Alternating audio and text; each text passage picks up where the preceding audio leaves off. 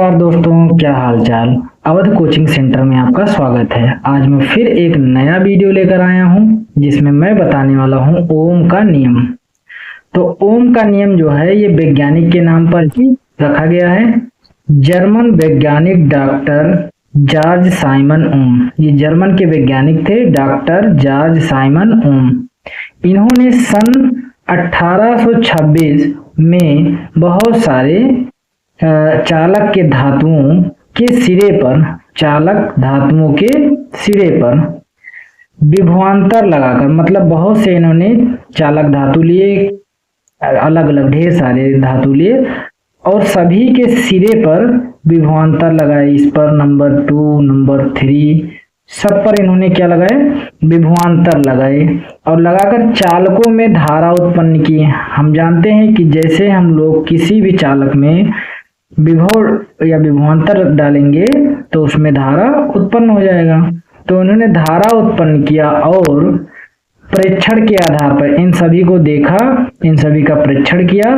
परीक्षण के आधार पर एक नियम दिया जिसे ओम का नियम कहते हैं। आइए हम लोग इसकी परिभाषा देख लेते हैं कि ओम के नियम की परिभाषा क्या है। तो यदि किसी चालक की भौतिक अवस्था ताप दाब, नहीं, ये जो चालक है इसका टेम्परेचर और इसका जो प्रेशर है, यदि ये नियत रख दें, यहाँ पर देख रहे हैं तो चेंज नहीं करना है, इसको हमको क्या रखना है, फिक्स रखना है। तो नियत रख दें तो चालक में उत्पन्न धारा, तो इस चालक में जो धारा उत्पन्न होगा आई, उसके सिरों के बीच लगाया गया विभवांतर, मतलब जो हम लोगों ने इसके सिरे पर विभव दिया था के अनुक्रमानुपाती होता है, यानी कि V अनुक्रमानुपाती आई।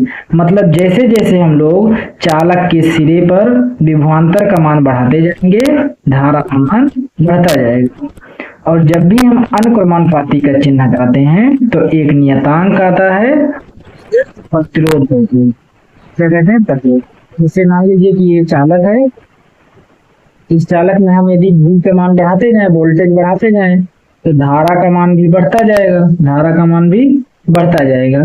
लेकिन इसमें कुछ ना कुछ तो रुकावट होगा ना, तो वही इसमें क्या है, ये नियतांक है रेजिस्टेंस, यानी कि ये हर किसी चालक में फिक्स होता है। मान लीजिए कि AU का चालक है तो उसका अलग R होगा, यानी कि रेजिस्टेंस होगा, प्रतिरोध होगा। AL है तो उसका अलग होगा, मतलब एल्यूमिनियम है तो इसका अलग होता है। ऐसे हर किसी चालक का अलग अलग प्रतिरोध होता है जो कि लगभग फिक्स होता है। इसके बाद में हम लोग देखते हैं ओम के नियम का ग्राफ में क्या होता है। यदि हम ग्राफ में देखेंगे तो मान लीजिए हम V का मान बढ़ाते जा रहे हैं, ग्राफ में V का मान बढ़ाते हैं, इसमें विद्युत चालक में V का मान बढ़ाते जा रहे हैं तो धारा का मान क्या होगा, बढ़ता जाएगा। मान लीजिए कि V का मान घटा रहे हैं, वोल्टेज को घटा रहे हैं, तो इसका मतलब धारा का मान भी घटेगा। तो ये होगा ओम के नियम का ग्राफ और ये होगा ओम के नियम की परिभाषा। और यदि आप इस चैनल पर नए हैं तो प्लीज चैनल को सब्सक्राइब कीजिए और अपने यार दोस्त को भी भेजिए ताकि उनकी भी मदद हो सके। और यदि आपने इम्पोर्टेंट क्वेश्चन की लिस्ट नहीं देखी है तो सर्च कीजिए इम्पोर्टेंट क्वेश्चन क्लास 12 या क्लास 10 बाय विजय सर। ठीक है, धन्यवाद।